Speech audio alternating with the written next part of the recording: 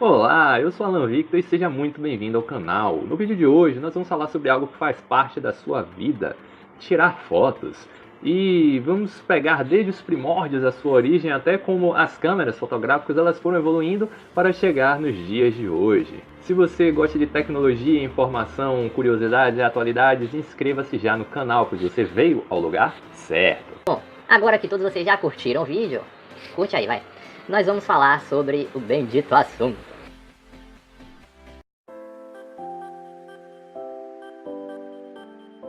A fotografia ela não é uma invenção em si, mas um conjunto de descobertas que foram sendo ali aprimoradas vez após vez por diferentes inventores e cientistas.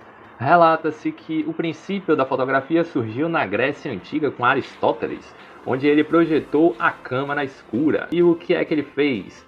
Um quartinho escuro mesmo, onde ele produziu ali um furinho.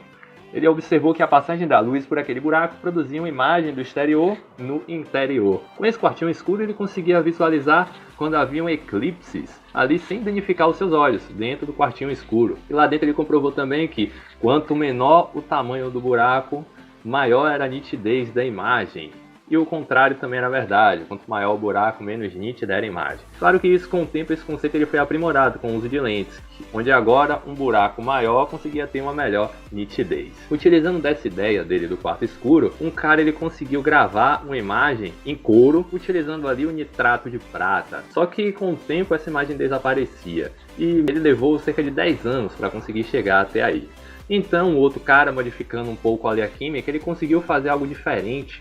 Ele, na verdade, foi um grande acidente. Ele estava com nitrato de prata ali em uma gaveta e estava exposta ao sol. E quando ele a fechou rapidamente, então aquilo meio que gravou a imagem em uma folha que ele tinha lá dentro.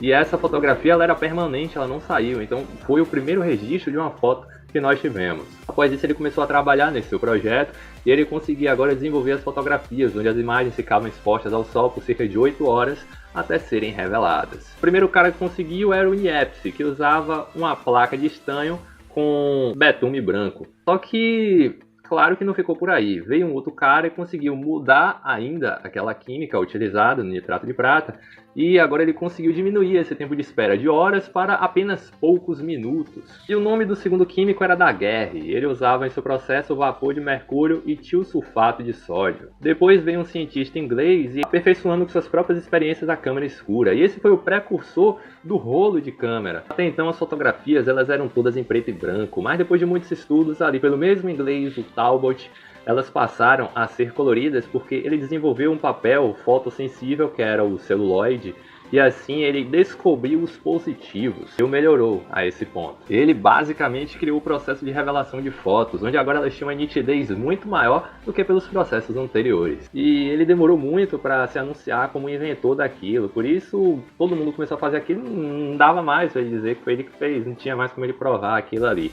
Mas vocês sabiam que o negativo foi inventado por um brasileiro? É isso mesmo, o nome dele era Hércules. Ele se aproveitou daquele projeto ali do Talbot. E então todos os problemas dos fotógrafos passaram a ser resolvidos com a utilização de placas secas com uma camada de gelatina, que já havia com todos os compostos químicos necessários para tirar e se revelar as fotos. E um pouco tempo depois, o fundador da Kodak, ele criou um filme com nitrato de celulose, que eram os rolos mesmo, como você conheceu na sua época de infância, se você tem mais de 20 anos. Esse projeto da Kodak funcionava da seguinte forma: cada vez que você apertava o botão, o filme ele percorria o carrossel e ia sendo preenchido ali os negativos com cada fotografia. E ao final do processo, aquele filme, o rolo, era levado até a fábrica onde ela revelava suas fotos em um álbum de papel. Isso veio a calhar com o slogan da Kodak, que era: você aperta o botão e nós fazemos o resto. Pois foi essa empresa quem começou a trabalhar no marketing da fotografia e divulgar isso para o público e vendê-lo através de câmeras fotográficas. E no século XX houve uma grande evolução nas técnicas da fotografia e seus mecanismos. Depois que a Kodak passou a vender esses rolos de câmeras e todo o aparato em si, para as pessoas não mais precisarem depender de um fotógrafo para registrarem os seus momentos, surgiu ali no final dos anos 70 a câmera digital, mas não era exatamente como a câmera digital que você conhece, visto que elas eram limitadíssimas, não conseguiam fazer vídeo direito, a resolução das fotos eram horríveis, abaixo de 0,1 megapixels. Uma câmera dentro do mínimo, eu queria de uma câmera digital, ela só veio surgir quase nos anos 90. Agora vejam só que coisa, né, que aconteceu. A Kodak, ela foi a pioneira nesse lance das câmeras.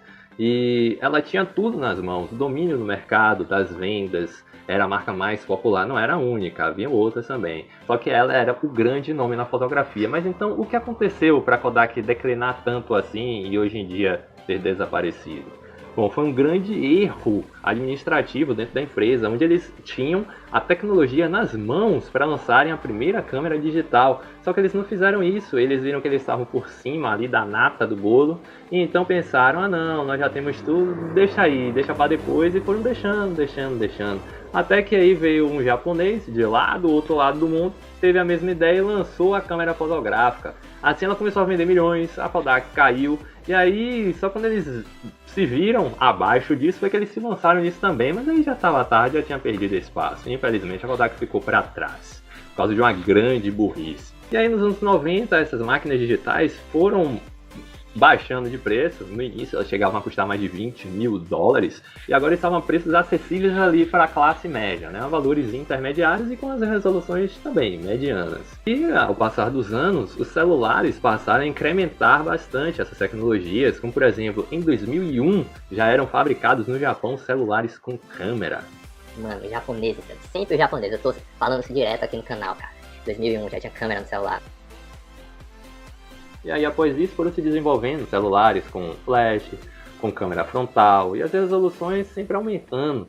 E atualmente celulares têm configurações tão boas que superam até mesmo as câmeras profissionais do passado, de tempos atrás. E nós vivemos atualmente em tempos onde qualquer pessoa, qualquer um pode ter na palma de sua mão o kit de ferramentas e editores de fotos suficientes para tirarem fotos profissionais que antigamente valiam milhões. E através dessa modernização surgiram também coisas bastante interessantes, como as selfies, onde agora você mesmo pode tirar suas fotos, não depende mais de outra pessoa.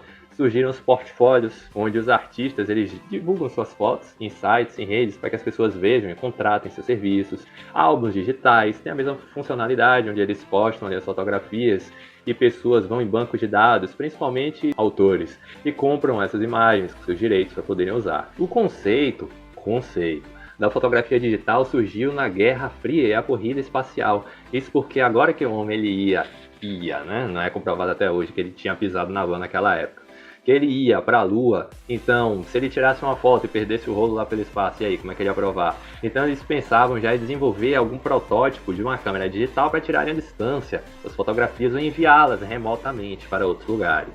Foi até feito um protótipo, mas não atendia as condições, porque ele era muito pesado, demorava cerca de 23 segundos ali estático para gravar a imagem e era muito rupestre, sua resolução também era horrorosa, cerca de 240 por 240 pixels. E gravava imagens apenas em preto e branco. E com mais algum tempo de estudo foram que surgiram as câmeras digitais portáteis, como nós viemos a conhecer. Então, se você chegou a pegar alguma dessas épocas do avanço da fotografia, deixa aqui embaixo nos comentários qual foi o seu contato com essa tecnologia, como eram as coisas no seu tempo.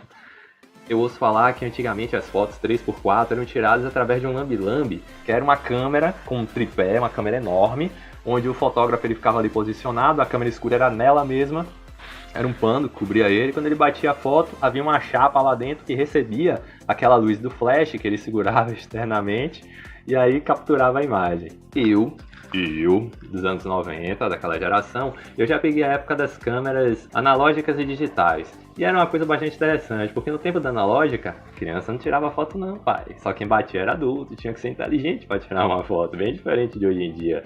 Era por isso que não se via um dedinho ali aparecendo na frente, nem nada disso. As fotos, o interessante era isso, que todo mundo mandava bem nas fotos, todo mundo saía artístico, saía bem na fita, porque a quantidade de fotos era limitada e o rolo era bastante caro na época. Então isso que era engraçado. Nenhuma fotografia ela podia ser desperdiçada. E outro lance legal é que hoje em dia até mesmo as fotos também em preto e branco, elas têm aquele efeito vintage, aquela coisa legal, um efeito retrô bem interessante. Por hoje é só, galerinha. A gente vai ficando por aqui. Se você gosta de fotos, curte esse vídeo. Se gostou do vídeo, compartilhe em suas redes. Não deixe de se inscrever aqui no canal. Então é isso. Beijinho, beijinho, um abraço e tchau!